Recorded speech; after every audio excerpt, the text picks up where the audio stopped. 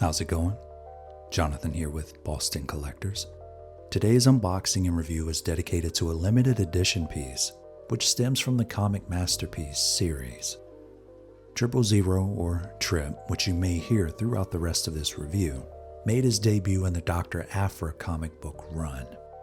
As mentioned earlier, this was a limited release of 2,000 pieces worldwide, whereas his counterpart, BT1, was a regular announcement. Since I was lucky enough to secure mine through a cousin who didn't care to have him, I'm happy to say that I own one of two from the sinister pair. And with the box out of the way, we can begin our review. This will be a relatively quick one, considering he's a droid that doesn't come with much. If you're enjoying the content so far, like this video for us and subscribe for more. Let's continue.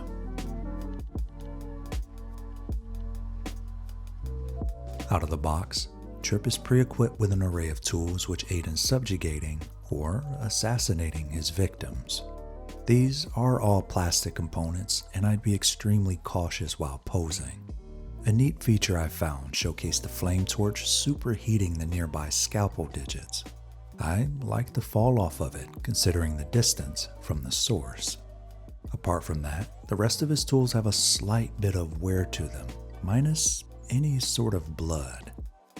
On the right hand, there are additional scalpels, razors, and a buzzsaw which, again, are all plastic. Having blood on his instruments might not be Disney friendly, but it would have been pretty cool. Another detail to point out are the palms in each hand. Compared to the left, there's a lot more going on than the right. As for the next pair of hands, we have somewhat of a pointing gesture, which could also act as neutral hands for a droid. These are plastic digits, and no, they don't articulate. For the final pair of hands, we have the subdermal electric pulsars, which are active and radiate with a blue paint application in the middle of his palms. These are undetachable, and no, they don't light up from the palm. Lastly, we have the character base featuring a tinfoil sticker of Trip's name. On top, there's a gunmetal sheen to the paint application and silver dry brushing denoting wear. The crotch holder is interesting, but I have an idea that I'd like to share with you all if you're comfortable enough to try. There's no way to utilize the crotch holder as is, placed in the base. So I decided to try and pull the legs apart at the upper thigh to see if I could figure out what Hot Toys was going for. This method isn't shown in the instruction manual, and I'd advise doing this only if you're comfortable enough to do so. With the legs off, we can get a better idea of how the crotch piece can fit.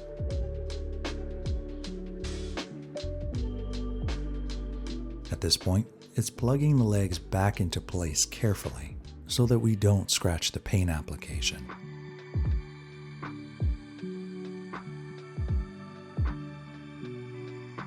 It's a very snug fit and wouldn't really allow for any extra friction to protect against scratching.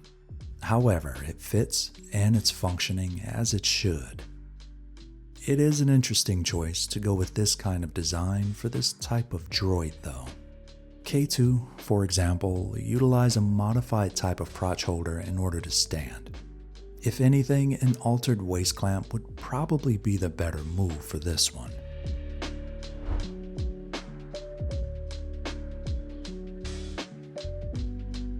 If all of that is too much, you can insert the stand the opposite way and remove the crotch piece altogether. It would also alleviate you having to pull the figure apart. And with that, we can now go ahead and discuss the portrait.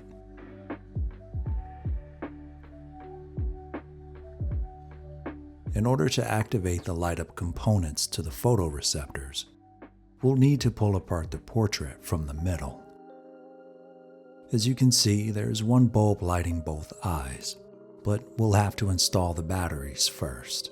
If you're struggling to locate them, Hot Toys included them with the instruction manual, which is taped to the clamshell. At this point, it's as simple as installing them and screwing the latch back into place. After flipping the switch, the bulb should come on. If you own a C-3PO, you already know how this works, so it's nothing new. The eyes aren't as red as I thought they should be, but it does a great job at getting the idea across. For a better comparison, we have 3PO's head from the Geonosian Battle Droid release. If you recall, he was equipped with a magnet for R2 to drag him out of battle. So, believe it or not, they kept the magnet inside of Trip as well. While the red eyes make him appear that much more evil, the feeling doesn't last long since the batteries burn out rather quickly. And a suggestion of two bulbs would more than likely burn them out even quicker.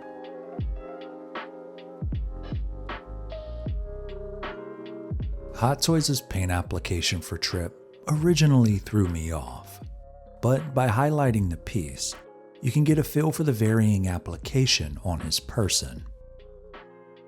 There are different shades of blue, purple, bronze, and gray found all over his body. I originally felt he needed more of a gunmetal appearance, but I'm not upset at the interpretation by Hot Toys. While the figure is in motion, notice the way the colors gradate from one to the other.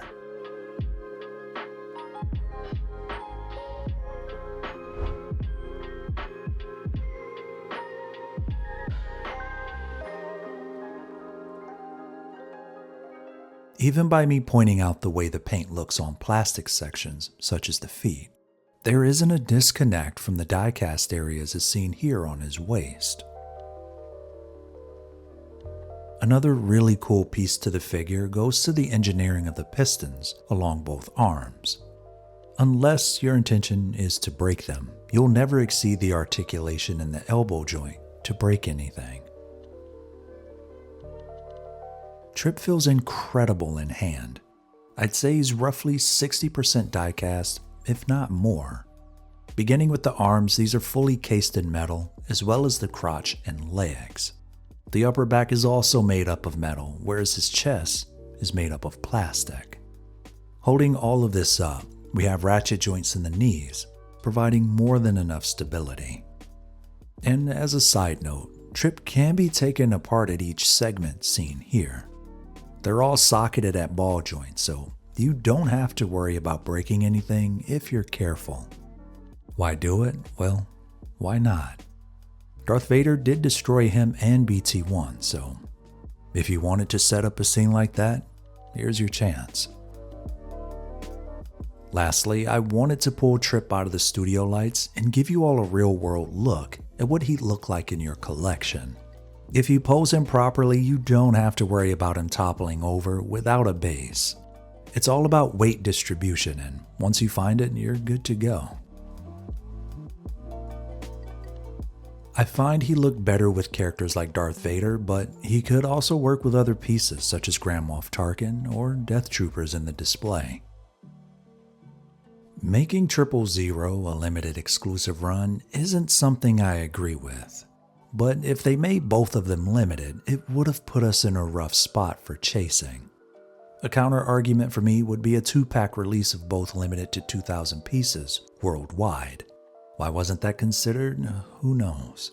They also needed inventory for their convention, so I'm unsure.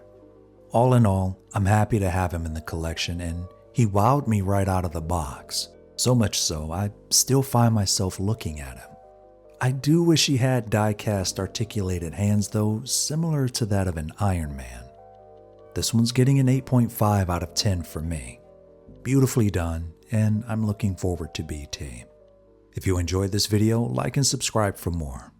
This is Jonathan with Boston Collectors, and we'll catch you next time.